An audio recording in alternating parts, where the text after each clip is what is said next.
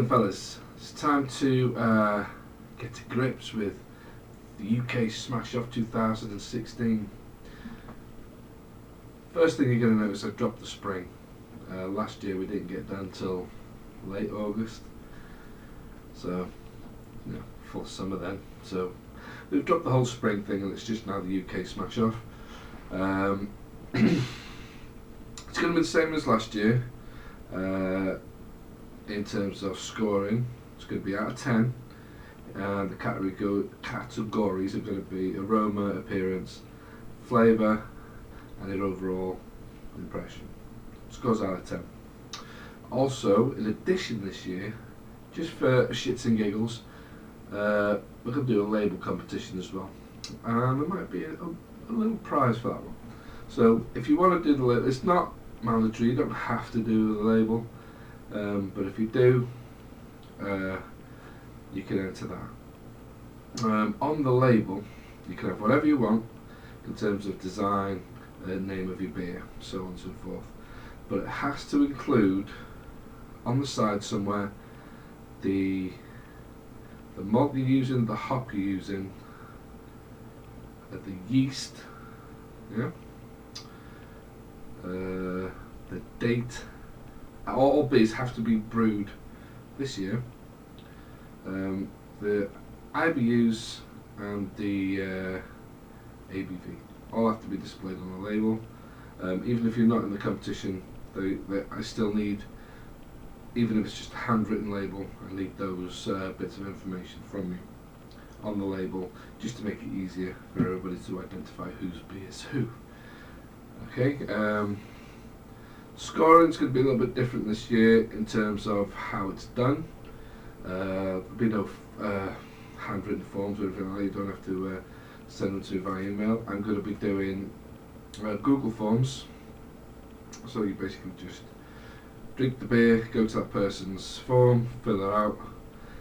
If you're not doing video reviews on YouTube, which is not essential, you don't have to do that. Please do a written review on these forms. If you do a video on it, just put the scores on and submit them. Okay, so that's it for that. Registration or entry is now open.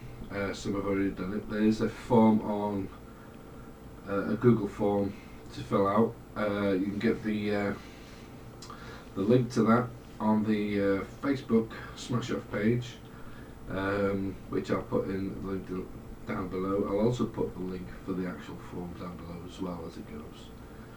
Okay, so we'll do that, and then we'll crack on. We're going to close the entry on the 1st of March. Okay, the 1st of March will be accepting no more entries, and then so you'll need to start fill out the entry form, start your beers off. You need to start thinking about sending them to me around about May, I think.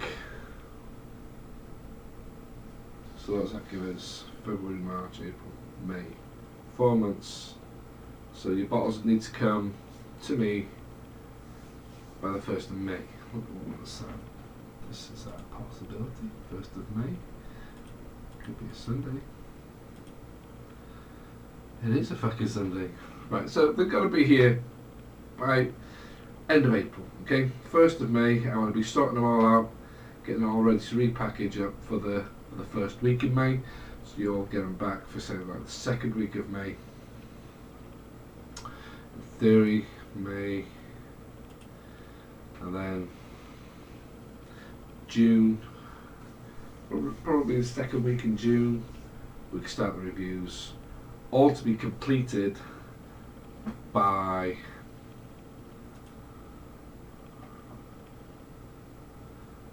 the end of August, by the 1st of August. So that gives us 5 weeks, 6 weeks to review the beers, depending on how many we got. If we get more than we did last year, then I'll be looking at extending that, because, you know, can't all be getting pissed every fucking night of the week for an entire month. I understand that, so we can extend that. That's not set in stone, that one. That is dependent on how many people we got in this year's competition. What else? Was there anything else? No, I don't think there was. I think that's it. So yeah, so try and think outside the box. You know, leave messages on the Facebook page. You know, in terms of the hops you're using.